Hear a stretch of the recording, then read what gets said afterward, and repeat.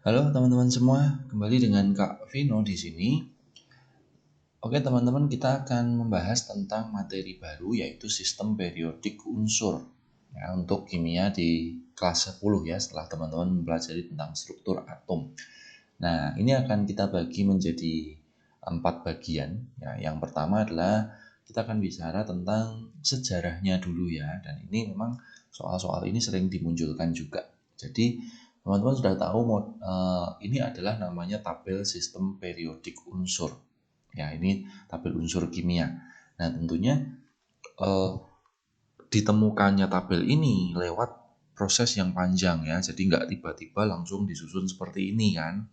Nah, ada perkembangan sampai akhirnya ditemukan bentuk seperti ini gitu ya. Jadi secara um, umum gitu ya, perkembangan tabel sistem periodik unsur atau yang kita sebut dengan SPU itu ada tahapan seperti ini ya. Jadi dulu orang hanya mengelompokkan menjadi unsur logam dan non logam. Kemudian ada Lavoisier berdasarkan sifat kimianya. Kemudian Dalton itu berdasarkan kenaikan massa atom. Kemudian Berzelius ya. Kemudian ada Dobryner. Kemudian Octave Newlands ya. Kemudian Mendeleev. Kemudian Moseley, dan baru kita dapatkan SPU yang modern gitu ya. Nah, tapi dari semuanya ini yang cukup berpengaruh dalam perkembangan SPU ini biasanya adalah Lavoisier dan Dalton ya, ini sebagai penemu yang hampir direkap unsurnya kurang lebih sama. Kemudian triade Dobryner, kemudian Newlands, kemudian Mendeleev dan Moseley seperti itu. Kita akan lihat satu-satu teman-teman. Jadi perkembangan unsur yang pertama adalah menurut Lavoisier. Ya, itu unsur itu dikelompokkan ada 33 unsur ya. Dan beliau membagi menjadi gas, tanah, logam dan non logam, yaitu ada kelompok 1, kelompok 2, kelompok 3 dan kelompok 4. Ini sedang ditemukan unsur ini menurut Lavoisier.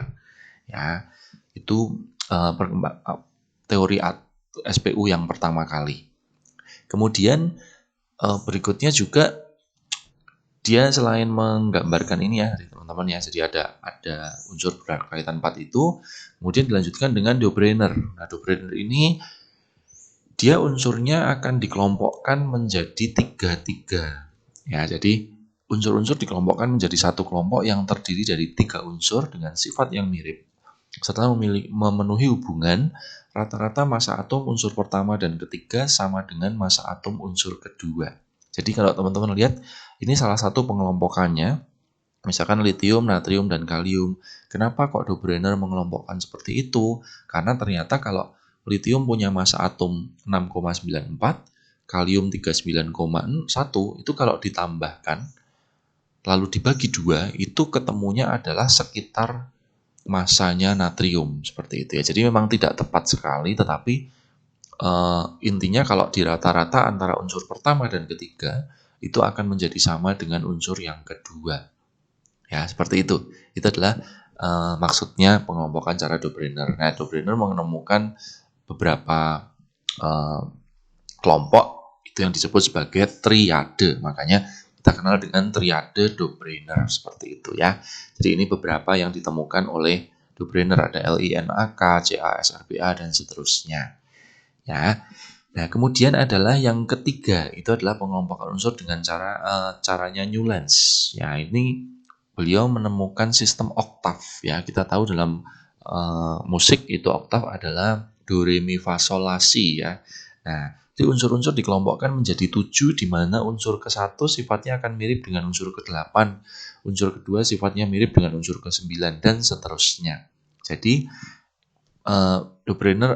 Newlands mengelompokkan menjadi seperti ini.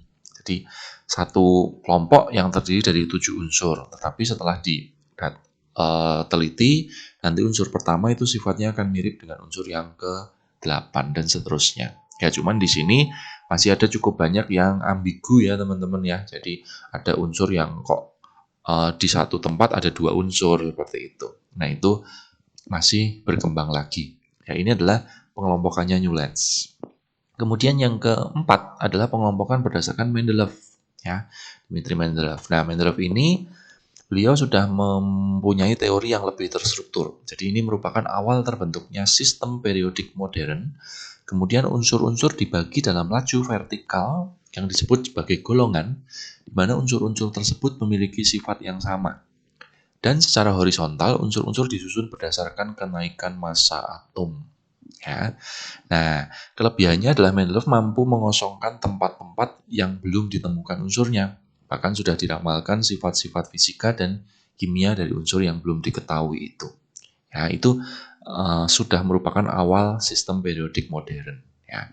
Nah, kemudian baru disempurnakan oleh Moseley yang terakhir. Ya, Moseley ini merupakan sistem periodik yang paling modern berlaku hingga saat ini. Ya, unsur-unsur disusun berdasarkan kenaikan nomor atom. Lajur horizontal kita sebut sebagai periode, di mana unsur-unsur disusun berdasarkan kenaikan nomor atom dan terdiri dari 7 periode. Kemudian laju vertikal disebut dengan golongan, di mana unsur-unsur dalam satu golongan mempunyai sifat kimia yang sama. Nah, ini adalah tabel unsur yang sampai sekarang kita gunakan, yaitu adalah sistem periodiknya miliknya Moseley. Seperti itu ya, itu perkembangan terjadinya SPU hingga saat ini. Jadi tidak serta-merta terjadi, tetapi ada perkembangan dari ahli dan itu memakan waktu puluhan tahun ya teman-teman ya. Oke, itu adalah perkembangan tentang sistem periodik unsur ya. Kita jumpa lagi di video selanjutnya tentang konfigurasi. Terima kasih sudah menonton.